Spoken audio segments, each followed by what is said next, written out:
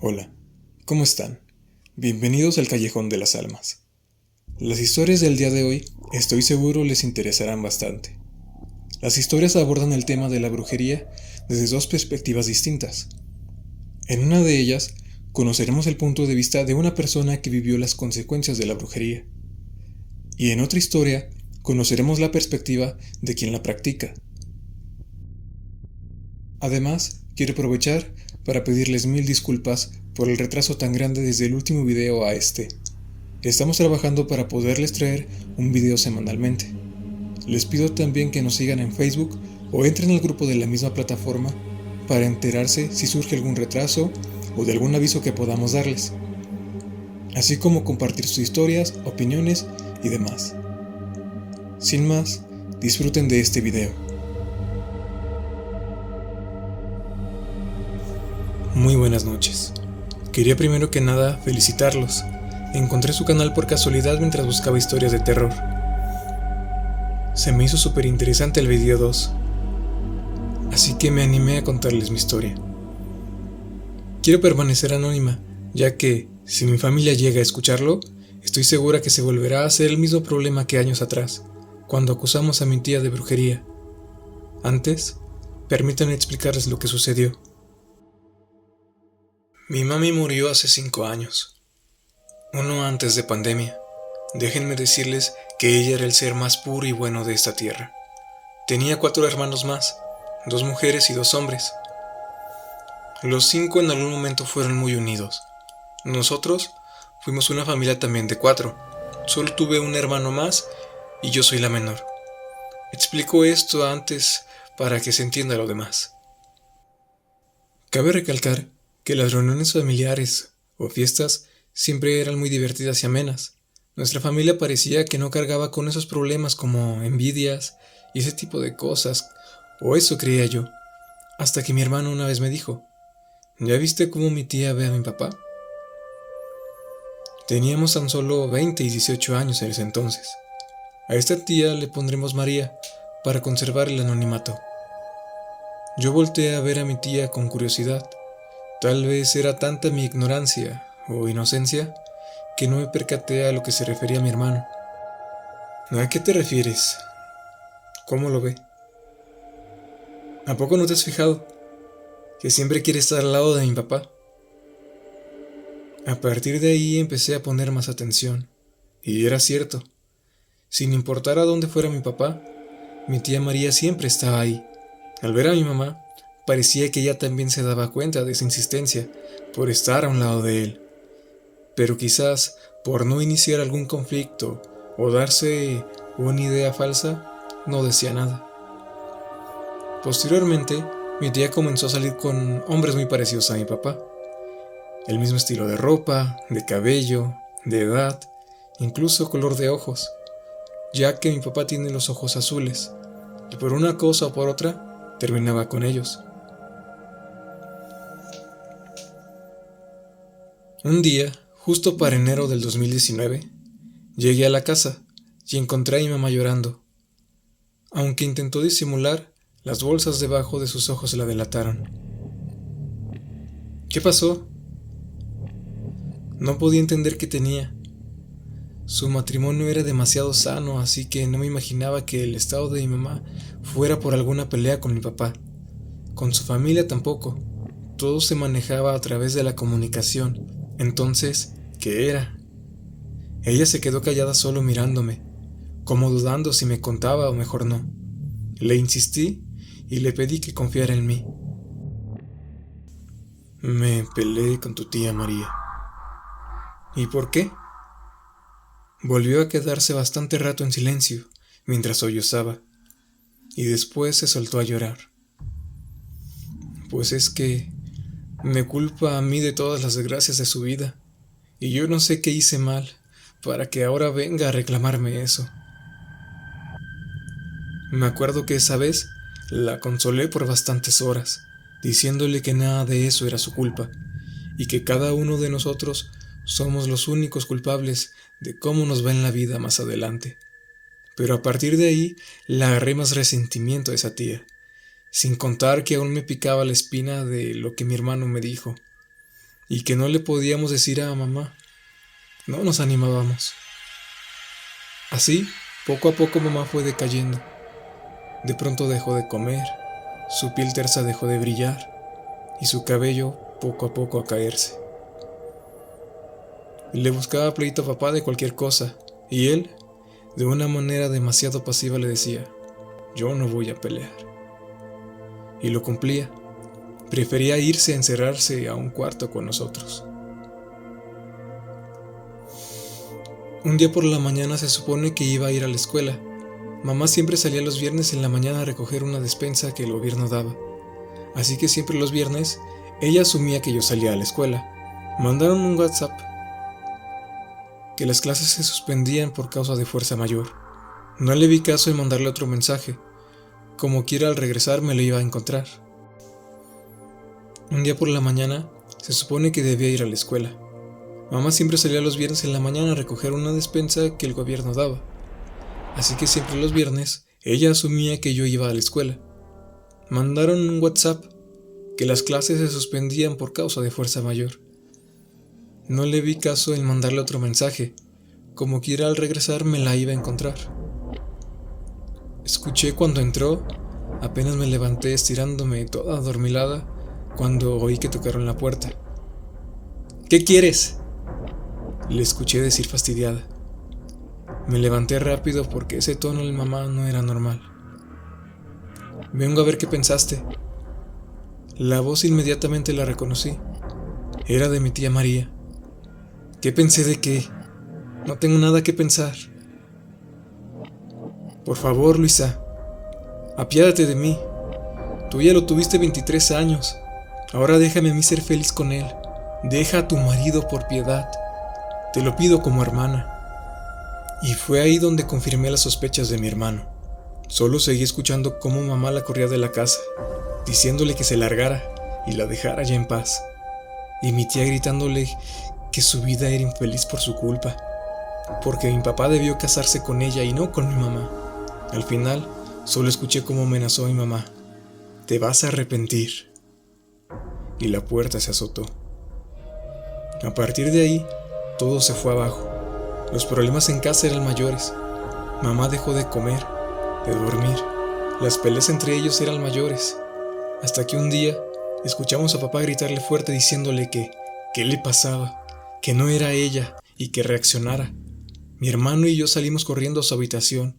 Papá la sangoloteaba y mamá solo lo veía fijamente enojada. Por tu culpa pasó todo esto. Fueron las últimas palabras de mamá, dichas con muchísimo odio a papá, y se desvaneció. Los doctores dijeron que fue un infarto fulminante, que nada se pudo hacer, y que sin visitas previas, pues mucho menos se pudo detectar algún problema al corazón. Pero no, mamá no estaba enferma, era una persona perfectamente sana. Hasta el día del funeral, en ningún momento nos pasó siquiera por la mente que fuera algo relacionado con la brujería. Solo creíamos que tal vez se deprimió tanto al grado de morir en cuestión de 3 meses. Cuando la estábamos velando, recuerdo muy bien que una de las vecinas se acercó a despedirse. La vi fruncir el ceño mientras veía a mi mamá a través del cristal de la caja, como juzgándola, y eso me molestó mucho. Sentía que estaba criticándola, y ya ven cómo son algunas vecinas que ni muerto dejan a uno descansar. Se persinó y se acercó a mí.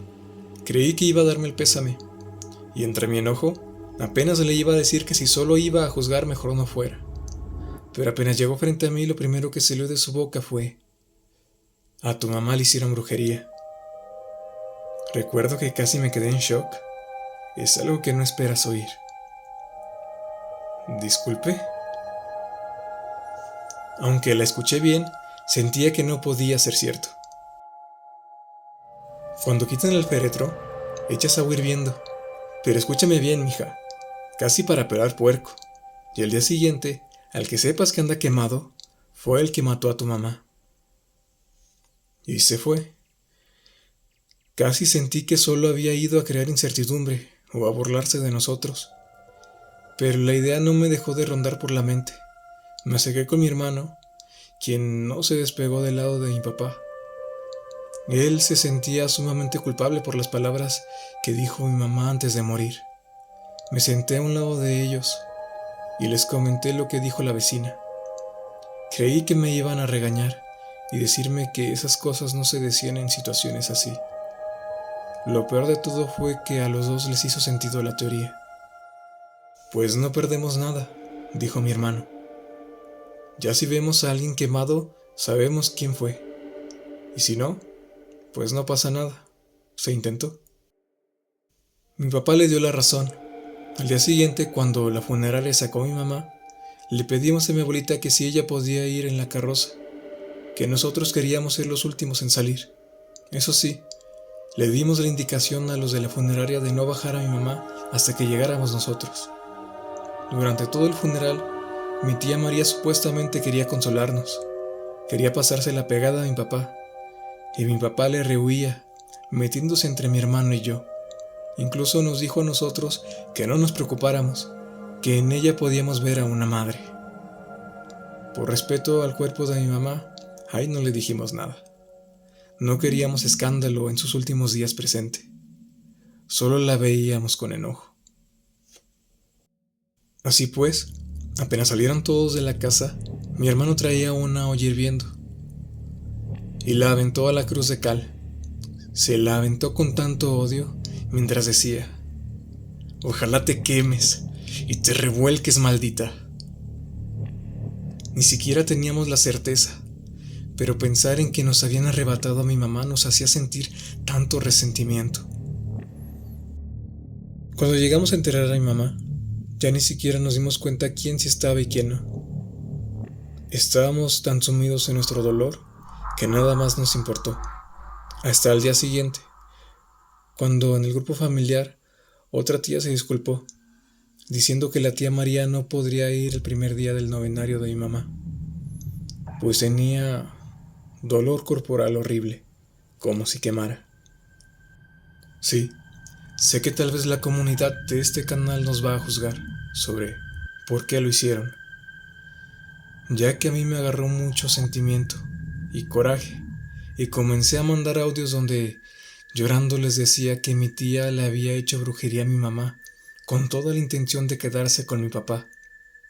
Obviamente, muchos me tacharon de loca, de que estaba en crisis y necesitaba conseguir un psicólogo. Todos ellos, los miembros mayores. En cambio, la mayoría de los primos creyeron la teoría y empezaron a poner que se llegaron a dar cuenta de la envidia que esa señora sentía por mi mamá, por su propia hermana. Claro que al saber que la empezamos a juzgar por la muerte de mi mamá, lo negó todo. Sobre sus quemaduras, dijo que iba a hacer pozole y la olla le cayó encima. Mi papá más adelante nos pidió ayuda, diciéndonos que ahora, cada que despertaba pensaba en mi tía y lloraba amargamente, rogándonos no lo dejáramos solo. Tuvimos que ir con un brujo, el cual solo nos confirmó que mi madre fue víctima de brujería negra. Y a nosotros nos cruzó, para que ella ya no pudiera hacernos nada. Preferimos cambiarnos de estado, ya que su obsesión por mi papá estaba llegando al grado que le mandaba regalos a su trabajo, o nos seguía cuando salíamos a alguna parte. Supe por otra prima que ella actualmente está medicada por un psiquiatra, y mi abuelita tuvo que volver a aceptarla en su casa, ya que dice que mi mamá la molesta, que supuestamente sigue haciéndole la vida imposible, que todas las noches mi mamá llora y le grita a los pies de su cama. Nosotros no queremos creer eso. Nos gusta creer que mi mamá ya está en el cielo, descansando de su muerte tan injusta. Y si es el caso de que la molesta, pues merecido se lo tiene, ya que, por nuestra parte, soñamos también a mamá, pero en un contexto muy distinto. La soñamos sonriente, amorosa, como lo fue en vida. Gracias por dejarme contar mi historia. Gracias a ti por compartir esta historia con nosotros. Gracias por brindarnos esa confianza. Buenas noches, mi nombre es Yesenia. Vengo a contarles que mi familia tiene como tradición dedicarse a la brujería, desde mi abuela, mi madre y ahora yo como hija. Mi otra hermana igual, sabe de prácticas de brujería, algunos primos también. Con esto no quiero decir que sea el negocio familiar, ya que tengo algunas tías que simplemente no les llamó la atención. Pero la familia completa respeta esta práctica. Incluso los que decidieron no dedicarse a eso, van con los que sí, por si necesitan alguna lectura, limpieza o trabajo.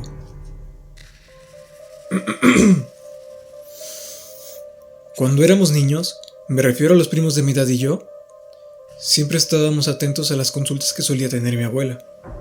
Le ayudábamos a hacer hoyos en su jardín, por si necesitaba enterrar algún trabajo, le lavábamos los recipientes, teníamos un cuarto donde ella almacenaba todos los artículos necesarios, vinagre blanco, miel, canela, albahaca, velas de todos los colores, inciensos, copales, todo lo que una buena bruja debe tener, y así es que se nos fue enseñando poco a poco, primero viendo y aprendiendo para qué era todo. Al cumplir 13 años es que a mí me enseñó a leer el tarot y nos ponía entre primos a practicar. Una de sus reglas más firmes era que nunca debíamos decir la fecha de la muerte, que eso estaba súper prohibidísimo, y así la persona insistiera, no debíamos hacerlo, ya que nosotros no éramos Dios, podíamos llegar a equivocarnos y solo perturbar a la persona pensando en ese día, provocarle la muerte. Eso era la regla general, y nosotros sabíamos que teníamos que respetar esa regla. Ella nos decía: ya ven lo que le pasó a don José, ese es el ejemplo más claro que tienen. Y en eso mi abuela tenía toda la razón. Don José era un señor que se dedicaba a la pelea de gallos, por ende tenía enemigos. Recuerdo muy bien el día que fue a que mi abuelita le echara las cartas. 2 de mis primos y yo estábamos ahí, de ayudantes, claro. No estábamos en el mismo cuarto que ellos, pero se alcanzaba a escuchar por fuera. Todo iba muy bien, sí, salud, dinero, riqueza, mujeres, amor no. A él le importaban las mujeres, hasta que llegó esa pregunta: ¿cómo me voy a morir, Eva? Eso es algo que no le puedo decir, don José. Es la primera condición que les digo antes de iniciar sesión. Sabe que a mí no me asusta eso. Dígame pues, ¿cuándo me voy a morir? Sabe que a mí no me asusta eso. Dígame ya pues, ¿cuándo me voy a morir? Lo siento, pero no le voy a contestar eso. Me acuerdo que se escuchó cómo rechinaba la madera de las sillas de los clientes. Era buena madera, pero cada que te movías brusco rechinaba. La mesa en la que mi abuela atendía también la cubrió un cristal, así que escuchamos como algo metálico sonó sobre el vidrio. Dígame, o la que se muere hoy es usted. Una risa demasiado burlesca se escuchó por parte de mi abuela. Ándele, luego no diga que no se lo advertí. Mi abuela luego nos contó que don José le había sacado una pistola. Ella sabía que lo haría. Ese señor no tenía escrúpulos y no estaba dispuesta a poner su vida en riesgo por alguien caprichoso. Así que, si él quería saber cuándo, se lo diría. El problema era que las cartas de mi abuela eran demasiado recelosas. Mi abuela también le advertía al cliente que no debía burlarse o mentir, ya que ellas trabajaban conjunto con la energía y sus muertos. Y si ellos decidían ya no responder, las cartas se bloqueaban, y eso hicieron, pero no totalmente. Mire, las cartas ya no le quieren contestar. Qué casualidad, ¿no? Usted sabe cómo es esto. No es la primera vez que me las bloquea por sus caprichos, pero decidieron ser buenas al final con usted. Me piden que le avise que ya no le van a contestar, pero sí le van a decir que usted se va a morir ahogado. Y no se preocupe, nadie lo va a matar. Usted solito se va a ahogar. Ahora quien reía era don José. ¿Ahogado? Pues nomás no voy para el agua y ya. A mí nomás me apuraba si me iban a hacer algo por mi negocio. No, usted siga yendo a apostar. Nomás cuídese del agua. Exactamente un mes después, una de sus hijas fue a la casa a avisarnos que don José había muerto. He de confesarles que al escuchar a mi abuelita darle el pésame me carcomía en angustia. Esperaba que la muchacha le diera una razón de muerte, y así fue. Apenas mi abuelita la abrazó, diciéndole que lo sentía, la chica le dijo: Pues es que estuvo bien raro, doña Eva. Fuimos nomás acá a la presita. Íbamos a prender una carnita asada y él venía atrás. Ya sabe, siempre con su cara. Nosotros le dijimos un lugar en el que no estaba tan alta el agua. En cuanto mencionó el agua, empecé a poner más atención mirando rápido a mi abuelita. Ella, quien acababa de meterse un cigarro a la boca, se aguantó las ganas de reírse. Yo lo sé, vi su expresión facial. La muchacha continuó, pero él dijo que no, que más para allá se veía como fresco. Nosotros la verdad no lo queríamos seguir porque ya habíamos bajado las cosas, y aparte para donde él se quería ir no había nada de agua. Pero siguió caminando y como a 4 o 5 metros de distancia de nosotros, lo vimos que se cayó. Pero así, doña Eva, en el mismo campo de tierra, no estaba ni cerca de la presa. Mis niños se rieron, pero luego los callé. Les dije, su abuelito los va a regañar. Todos nos volteamos a volver a recoger las cosas. Ya ve cómo era de impaciente. Sí se nos hacía raro que no se parara pronto. Pensamos cualquier cosa, menos eso. ¿A poco fue por el golpe? Mi abuelita soltó el humo de su boca y vio a la muchacha casi indignada. No, doña Eva, donde se cayó mi papá, abajito, había agua. Toda esa parte estaba el suelo blandito, y cuando se cayó la cara se le hundió. Del susto aspiró agua con tierra, y ya no se pudo parar. De que los doctores nos dijeron que el golpe de cara sí lo aturdió. Se nos ahogó en lo que recogíamos las cosas, pero ya ve, si íbamos a ayudarlo nos hubiera regañado. Y es que se lo juro que desde nuestro punto de vista no se veía inconsciente, nomás como que quedó acostado.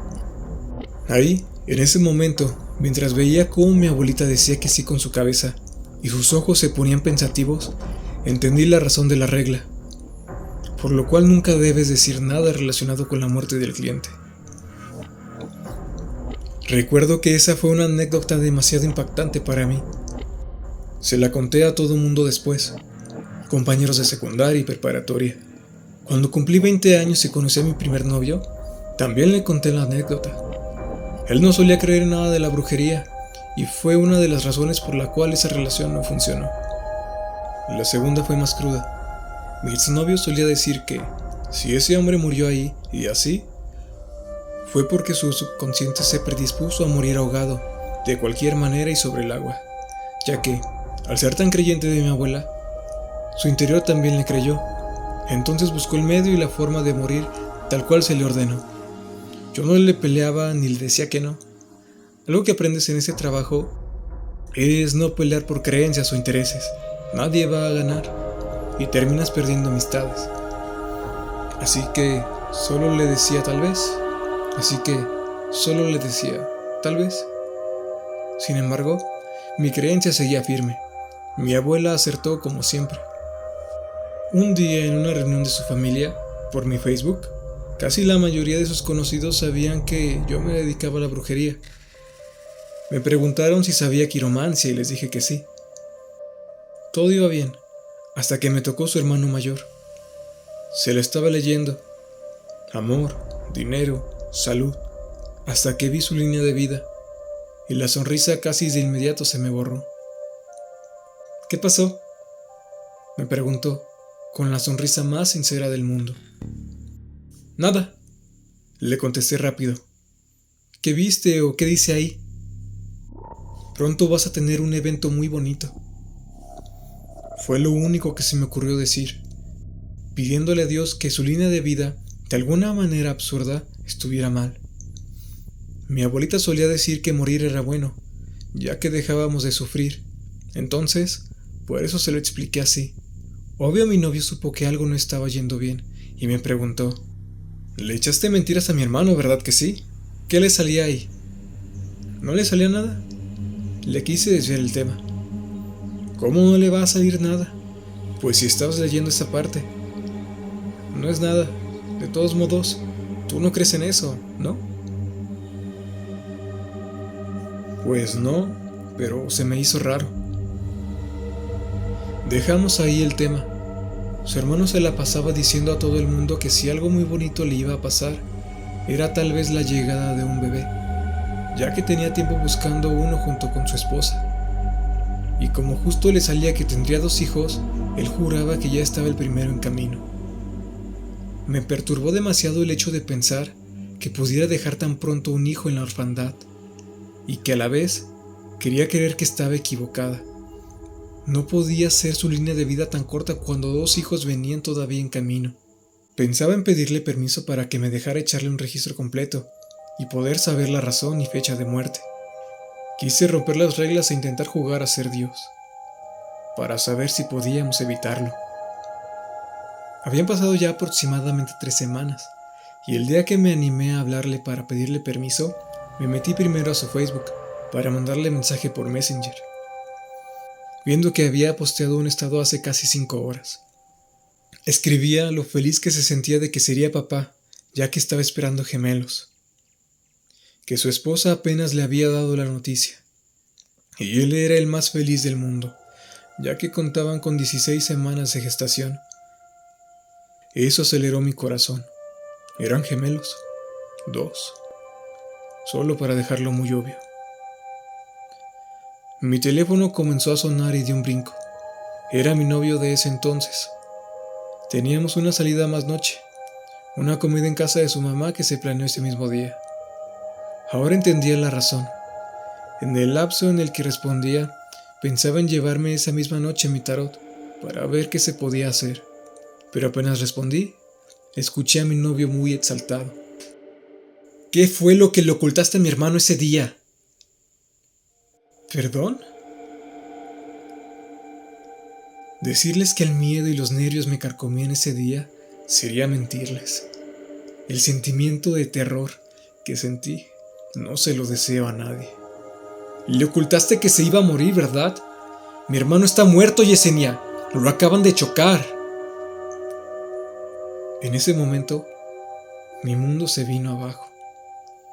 Escuchaba más reclamos por parte de mi novio, que cómo fui capaz, que debía avisarle, que de seguro todo eso era mi culpa. Solo recuerdo claramente el «nunca quiero volver a verte», y me colgó. Quedé en shock durante mucho tiempo. Mi hermano me ayudó a bloquearlos a todos y dar la cara por mí, ya que luego quisieron quemarme, diciendo que de seguro yo lo había matado en algún sacrificio de brujería, ya que absurdamente fueron con otro de mis familiares para que les leyera las cartas, diciéndole a ella que un hermano había muerto por brujería que les hizo una ex. Y las cartas le avisaron que estaban hablando de mí. Dejé de leer por un tiempo el tarot y me alejé de todo. Me daba mucho miedo que, durante las lecturas, volviera a salirme la razón o fecha de muerte. Hasta que mi abuela me explicó que mientras el consultante no lo preguntara, no salía. Entonces, preferí nunca en mi vida volver a practicar la quiromancia. Si me dicen, ¿lees la mano?, inmediatamente respondo que no. La muerte, sin duda alguna, no debemos temerle. Sin embargo, sí es muy distinto cuando sabes cuándo es que probablemente va a llegar. Mil gracias por leerme. Créanme que me lo pensé bastante. No por el qué dirán, sino por el miedo que aún me causa. Me la pasé llorando mientras escribía, pero se los mando con todo el cariño del mundo. Un abrazo, y estaré atenta viendo cómo crece esta nueva comunidad. Mis mejores vibras. Muchas gracias, Yesenia. Gracias por tu confianza y por haber decidido compartir esta historia con nosotros. También, gracias a ustedes, los que están aquí escuchando y dándonos su apoyo. Sea tan solo escuchando, dejando un comentario, su me gusta, suscribiéndose y compartiendo las historias, todo ese apoyo es realmente bienvenido. Mil perdones de nuevo por el retraso y muchísimas gracias por estar aquí. Procuraremos que el próximo video llegue la próxima semana. De todas formas, traten de estar atentos a las redes sociales, ya que ahí podremos avisarles si se nos atraviesa algún contratiempo y habrá algún retraso. O bien avisarles que un día así como hoy llegará una nueva historia. Me despido de ustedes, les deseo una muy buena noche y nos vemos la próxima vez en otro nuevo video. Hasta luego.